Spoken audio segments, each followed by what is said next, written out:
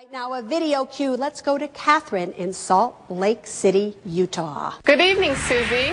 I'm married with 2 young children. Our financial advisor signed us up for variable life insurance on my husband. We pay over $600 a month with a death benefit of $750,000. We've had it for 6 years and I've never felt comfortable about it, and I'm wondering what we should do. What you should do, first of all, is get yourself a new financial advisor. That's number one.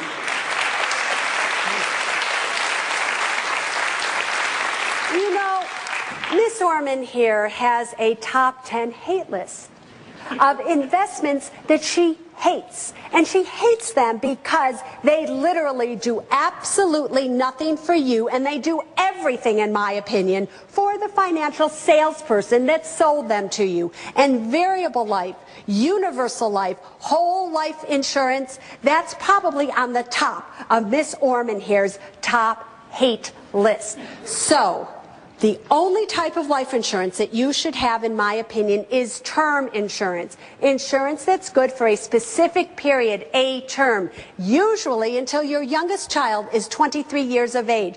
$650 a month for $750,000 of insurance. Do you know, with a 20-year level term policy, let's say you were in your 30s, you could do that for $50 a month. Not $650 a month, and then you could take that $600 and do what with it? Put it into a retirement account. Insurance was never meant to be a permanent need. It was only meant to be there during your younger years in case something happened before your assets built up. Here's what you need to do. I want you to get yourself a 20-year term insurance policy in place. Then cancel your other insurance. Never, ever, ever cancel insurance until the new one is in place.